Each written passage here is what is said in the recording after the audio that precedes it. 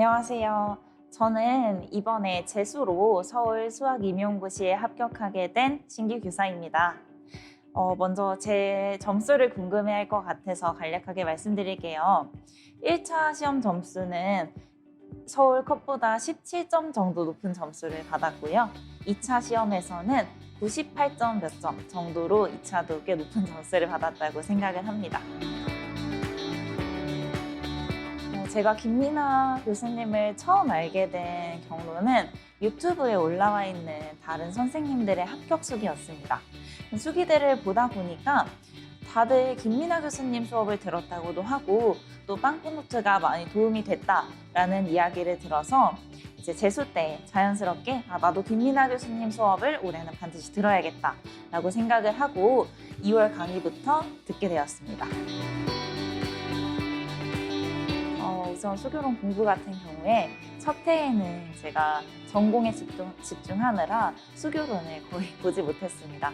그래서 나와 있는 정리 자료를 한번 훑어보는 정도였고 재수 때부터 수교론을 제대로 공부하기 시작했습니다.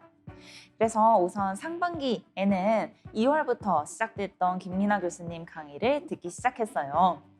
상반기에는 계속 강의를 따라갔고 6월부터는 제가 저만의 단권화 노트를 만들기 시작했습니다. 단권화 노트는 우선 교수님께서 중요하다고 표시해 주셨던 내용 위주로 작성을 해보았고요. 단권화 노트를 만들면서 7, 8월 문풀 강의를 들으려고 했어요. 그런데 이때 문풀 문제를 풀려면 암기가 바탕이 되어 있어야 하는데 단권화를 진행하고 있는 도중이다 보니까 문제를 푸는 의미가 잘 없다고 느껴지더라고요. 그래서 먼저 단권화 노트를 완성한 뒤에 9월부터 암기와 그리고 7, 8월 문제풀이를 병행했습니다. 이때 9월부터는 거의 매일 수교론 암기를 하면서 문제풀이도 병행했던 것 같아요. 그리고 이 과정을 시험까지 회독을 반복해서 제가 만든 단권화 노트에 살을 붙여 나가는 식으로 암기를 했습니다. 이때 단권화 노트에 살을 붙이는 방법은 모의고사를 이용했어요. 모의고사에서 제가 모르는 부분 또는 암기가 부족했던 부분들이 출제가 되면 그 부분만 따로 정리해서 오답노트를 만들었습니다. 그리고 그 오답노트는 집에 가는 길에 완벽하게 외울 수 있도록 노력했어요. 그리고 그 내용들을 다시 단권화 노트에 추가하면서 부족한 내용이 없도록 만들어 주었습니다. 저는 수교론의 본격적인 암기는 하반기, 그러니까 7월 이후에 시작을 했습니다. 이때 저는 암기할 시간이 부족하다 보니까 버스 왔다 갔다 하는 버스에서 암기를 열심히 했는데요. 이때 빵꾸노트를 보거나 혹은 성취 기준을 열심히 외우는 식으로 자투리 시간을 활용했습니다. 그런데 제가 이렇게 하반기에 집중적인 암기가 가능했던 이유는 상반기에 전공 내용학, 그러니까 전공 수학을 정말 완벽하게 공부해 놨기 때문이에요. 어느 정도였냐면 제 입으로 말하기 부끄럽지만 첫 전공 수학 모의고사에서 1등을 할 정도였습니다. 그러니까 전공 수학이 내가 상반기에 정말 완벽하고 자신 있게 되어 있는 경우가 아니라면 수교론 암기도 상반기에 같이 병행하시는 걸 추천드려요. 전공이 완벽히 되어 있다 하더라도 하반기에 수교론 집중적인 암기를 하게 되면 그 압박감과 스트레스가 크게 다가옵니다. 저도 하반기에 수교론을 외울 때 제 주변 선생님들은 다 수교론 암기가 되어 있고 모의고사를 보면 이건 이런 내용이지 하고 얘기를 하는데 저는 그 대화에 낄 수가 없더라고요. 거기서 다가오는 스트레스가 정말 컸습니다. 그래서 지금 공부를 시작하시는 선생님들이라면 2월부터 강의 꾸준히 들으시면서 중요한 부분들 암기 꼭 병행하시면서 횟수를 여러 번 늘려가시는 걸 추천을 드릴게요.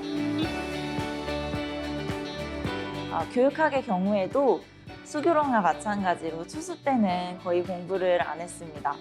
사실 강의를 듣긴 했는데 교육사나 교육의 이해 이런 부수적인 내용들만 강의를 들어서 시험에 거의 도움이 되지 않았던 것 같습니다. 그래서 제대로 교육학을 공부한 건 재수 때부터입니다. 재수 때는 교육학을 1월부터 11월 직강 패키지를 끊어서 계속해서 직강을 다니면서 수업을 들었어요. 그리고 직강 외의 공부는 아침 스터디를 통해서 스터디 원들과 묻고 답하는 식의 스터디를 했고요. 수업이 끝난 후에 1시간 정도 스스로 복습하면서 인출하는 시간을 가졌습니다. 2차 같은 경우는 수업 실험과 면접으로 나누어지게 되는데요. 두 가지 모두 스터디가 정말 필수라고 생각을 합니다. 먼저 수업 실험의 경우에는 저는 1차 시험이 끝나자마자 스터디를 시작했어요. 그래서 스터디 원들과 피드백을 주고받았고요. 또 1차가 끝난 후에 김민아 교수님의 2차 대비 강의를 들으면서 기본적으로 지도서를 쓰는 방법과 수업 실현을 진행하는 틀을 익혀 나갔습니다. 또 김민아 교수님 첨삭을 받았을 때 그 첨삭에서 들은 피드백과 보내주시는 제 영상을 확인하면서 그 피드백 사항이 이후 제 수업 실현 연습에 반영될 수 있도록 열심히 연습했습니다. 예를 들어서 제가 들었던 피드백 중에서 증명 과정을 상세히 적어달라라는 피드백이 있었는데요. 그 이후에는 증명 문제를 만날 때마다 정말 학생들의 모든 발표 과정을 칠판에 적을 수 있도록 연습했습니다. 또 지도서 공부에 대해서 어떻게 하는지 궁금해 하실 텐데요. 지도서 공부는 용어와 그리고 정리 위주로 공부했습니다. 이때 용어와 정리는 제가 따로 한글 파일에 단권화를 해서 가지고 다니면서 외웠고요. 유의점 같은 경우는 스터디를 하다 보면 자연스럽게 체득되는 부분이 있었던 것 같아요. 면접 같은 경우에는 모의고사나 문제 위주로 공부했습니다. 또 서울 같은 경우에는 서울시 교육 시책이 정말 중요하기 때문에 시책을 책으로 만들어 뽑아서 그 시책 하나하나마다 저만의 답변을 만들어서 그걸 대답하는 연습을 했습니다. 또 이러한 내용들을 스터디원들과 공유하면서 좋은 부분, 안 좋은 부분을 가려내고 계속해서 피드백을 거쳐 나갔던 것 같습니다. 수교론 공부는 1년 동안 자기가 시험장에 들고 갈 작은 책 한 권을 만드는 것이라고 생각을 합니다. 저 같은 경우에는 단권화 노트를 스스로 써서 만들고 그 노트에 또 부족한 내용들을 보충하는 방식으로 작성해서 실제로 그 단권화 노트만 시험장에 들고 가서 쉬는 시간마다 확인을 하는 용도로 사용을 했어요. 근데 만약 이렇게 스스로 자료를 만들거나 정리하는 게 어렵거나 시간이 부족하신 분들이라면 기존에 나와 있는 교재를 사용하셔도 될 것 같습니다. 하지만 이때 기존 교재는 스스로 만든 것이 아니기 때문에 교재를 파악하는 데 시간이 걸릴 수 있어요. 그래서 본인이 몰랐던 부분이나 헷갈렸던 부분, 또 교재에 없는 부분을 반드시 표시해서 가지고 다녀야 그 교재가 그냥 파는 교재가 아닌 나만의 교재가 될 수 있다고 생각합니다. 그렇게 1년 동안 나만의 교재를 착실히 만들고 암기하신다면 수교로는 무리 없이 보실 수 있을 것이라고 생각합니다.